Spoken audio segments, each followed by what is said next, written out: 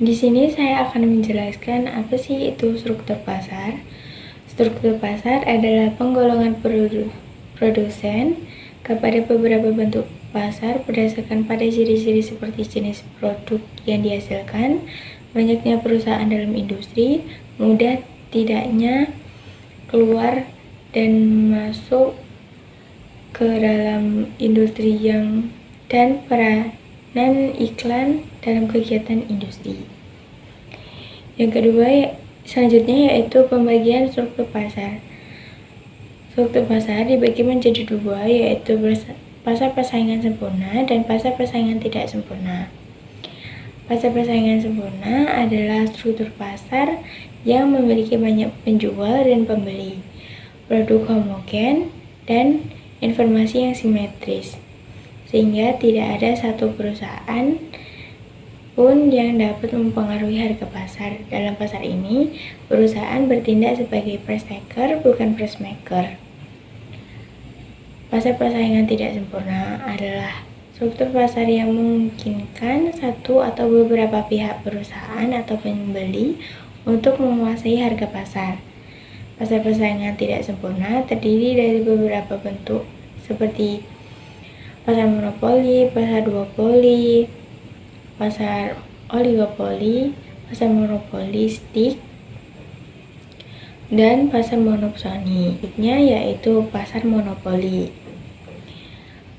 Pasar monopoli merupakan struktur pasar di mana hanya ada satu penjual dan tidak ada industri yang memproduksi produk substitusi yang mirip, sehingga tidak ada yang menyaingi. Ciri pasar monopoli yaitu yang pertama, di dalam pasar hanya terdapat satu penjual atau produsen. Yang kedua yaitu jenis barang yang diproduksi tidak ada barang penggantinya yang mirip. Yang ketiga itu adanya hambatan atau rintangan bagi perusahaan baru yang akan masuk ke dalam pasar monopoli. Yang keempat yaitu penjual ini tidak mempengaruhi harga serta output dari produk lain yang dijual dalam perekonomian. Perusahaan mempunyai kekuatan untuk menetapkan harga jual barang, sehingga dalam pasar monopoli sering terjadi eksploitasi konsumen, yakni menetapkan harga yang tinggi atau memiliki daya monopoli. Kurva permintaan yang dihadapi monopolis adalah juga kurva permintaan pasar atau industri, yakni melereng dari kiri atas ke kanan bawah. Sebab terjadinya monopoli. Yang pertama yaitu penguasaan bahan mentah strategis. Yang kedua yaitu adanya hak paten.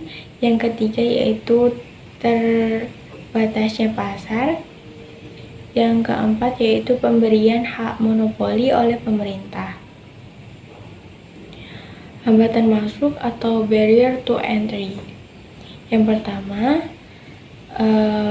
natural barrier atau hambatan alami. Hambatan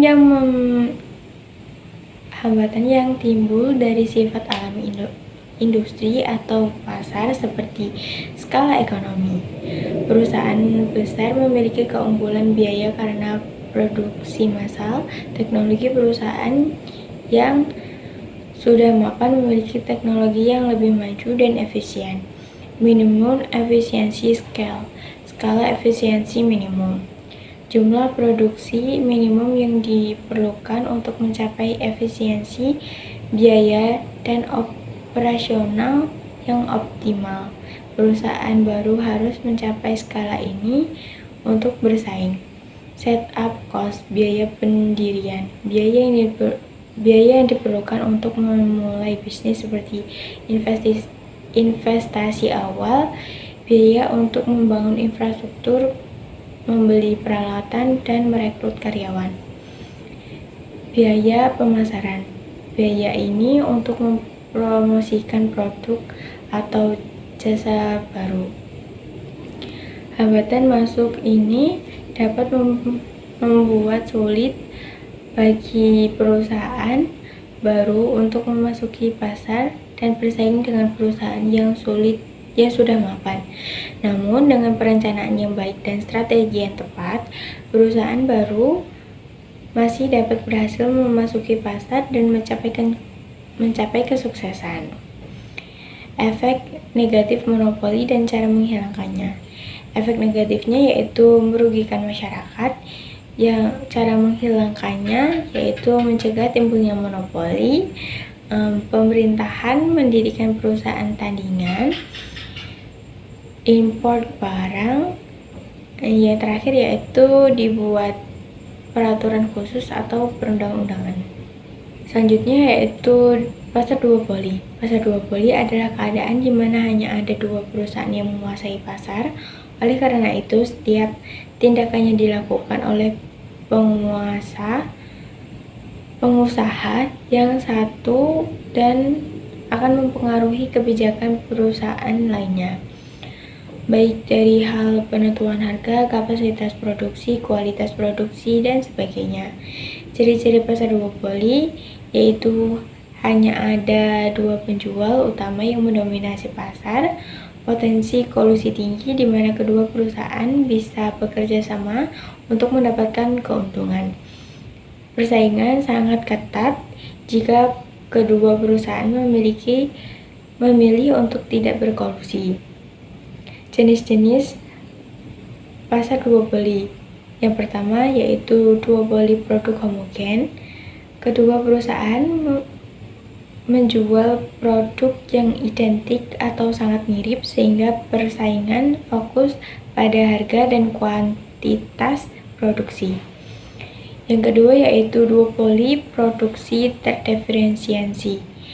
Perusahaan menjual produk yang serupa namun memiliki perbedaan nyata seperti kualitas, fitur, atau merek. Persaingan tidak hanya pada harga, tetapi juga inovasi dan pemasaran. Dampak pasar duopoli. Kedua perusahaan utama dapat mengendalikan harga dan kuantitas di pasar. Persaingan dapat mendorong inovasi dan meningkatkan kualitas produksi. Hambatan masuk yang tinggi menyulitkan pesaing baru untuk masuk ke pasar. Konsumen mungkin diuntungkan dari inovasi namun bisa dirugikan oleh harga yang lebih tinggi akibat potensi kolusi dan kurangnya persaingan.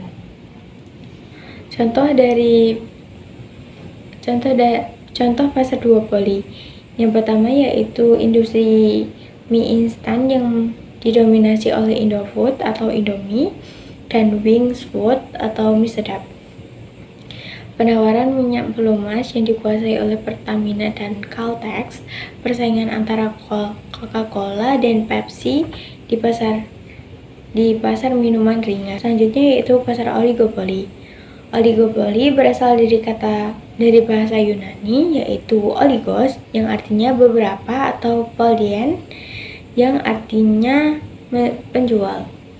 Dalam ilmu ekonomi, pasar oligopoli adalah bentuk pasar yang terdiri dari beberapa produsen atau penjual yang menguasai penawaran. Penguasaan penawaran dalam pasar oligopoli dapat dilakukan sendiri atau bekerja sama. Pasar oligopoli dibagi menjadi dua, yaitu pasar oligopoli murni dan pasar oligopoli dengan pembedaan.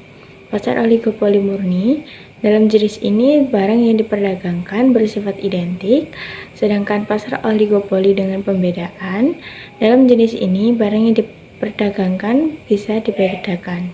Ciri-ciri pasar oligopoli yaitu yang pertama jumlah perusahaan sangat sedikit, yang kedua barang yang diproduksi adalah barang yang standar atau barang yang berbeda corak. Kekuasaan menentukan harga harga kadang lemah, kadang kuat. Hambatan untuk masuk dalam industri cukup tangguh, melakukan promosi dengan iklan. Kelebihan pasar oligopoli yaitu industri oligopoli bias mengadakan inovasi dan penerapan teknologi baru yang paling pesat, terdorong dari berlomba penemuan proses produksi baru dan penurunan ongkos produksi. Lebih mampu menyediakan dana untuk pengembangan dan penelitian. Kekurangan dari pasar oligopoli yaitu kemungkinan adanya keuntungan yang terlalu besar yang dinikmati produsen. Tidak efisiensi produksi karena setiap produsen tidak beroperasi pada biaya rata-rata yang minimum. Kemungkinan adanya eksploitasi konsumen maupun buruh. Terdapat kenaikan harga atau inflasi yang merugikan masyarakat secara makro. Selanjutnya yaitu pasar monopolistik. Pasar monopolistik adalah bentuk pasar di mana terdapat banyak penjual yang menawarkan produk serupa tetapi tidak identik, karena masing-masing produk memiliki karakteristik atau diferensiasi tertentu. Ciri-ciri dari pasar monopolistik yaitu jumlah produsen atau penjual sangat banyak sehingga tidak ada satupun yang menguasai pasar secara penuh. Produk yang dijual bersifat mirip atau homogen namun memiliki perbedaan karakteristik seperti merek, kualitas, kemasan, atau layanan tambahan. Penjual memiliki kekuatan terbatas untuk menentukan harga, namun karena adanya persaingan antar produk yang serupa, tidak mudah bagi produsen baru untuk masuk ke pasar, tetapi hambatannya tidak setinggi pada pasar monopoli. Promosi dan iklan sangat penting untuk membedakan produk satu dengan yang lainnya. Kelebihan dari pasar monopolistik. Bentuk ideal pasar sehari-hari, pasar yang mudah dimasuki atau ditinggalkan, harga bersaing. Kekurangan dari pasar monopolistik, penekanan kepada efisiensi membuat perusahaan mengabaikan kepentingan masyarakat yang lebih luas, banyaknya biaya perusahaan untuk riset, sulit untuk bertahan di pasar. Contoh dari pasar monopolistik yaitu industri makanan dan minuman ringan seperti teh botol, kopi kemasan, atau snack, produk kosmetik dan perawatan tubuh, industri pakaian atau sepatu misalnya Nike, Adidas, Puma, restoran atau kafe dengan menu sejenis namun memiliki ciri khas masing-masing, obat-obatan generik dengan merek berbeda. Selanjutnya yaitu pasar monopsoni. Pasar monopsoni adalah keadaan di mana pelaku ekonomi menguasai penerimaan barang atau menjadi pembeli barang atau jasa di pasar barang. Ciri-ciri dari pasar monopsoni yaitu hanya ada satu pembeli, jual lebih dari satu, biasanya banyak dan berskala kecil. Produk yang diperdagangkan umumnya berupa bahan mentah atau hasil produksi primer, bukan barang jadi. Harga produk ditentukan oleh pembeli bukan melalui mekanisme pasar bebas. Penjual memiliki sedikit atau tidak ada alternatif pembeli lain. Kelebihan dari pasar monopsoni yaitu kualitas barang cenderung terjaga karena pembeli hanya menerima produk terbaik. Penjual terdorong untuk terus berinovasi dan meningkatkan kualitas produk. Penentuan harga menjadi lebih mudah dan seragam untuk semua penjual. Kekurangan pasar monopsoni, yaitu harga cenderung rendah karena pembeli memiliki posisi tawar yang kuat. Penjual seringkali tidak dapat mengembangkan usaha karena margin keuntungan kecil. Contoh dari pasar monopsoni yaitu petani tembakau yang menjual hasil panennya hanya ke perusahaan rokok besar, petani karet yang hanya bisa menjual ke industri ban besar, peternak susu yang hanya bisa menjual ke koperasi susu atau pabrik pengolahan susu. Selanjutnya yaitu pasar persaingan sempurna. Pasar persaingan sempurna adalah struktur pasar yang paling ideal karena sistem ini menjamin terwujudnya kegiatan produksi barang atau jasa yang sangat tinggi efisiensinya. Pasar persaingan sempurna merupakan struktur pasar di mana terdapat banyak penjual dan pembeli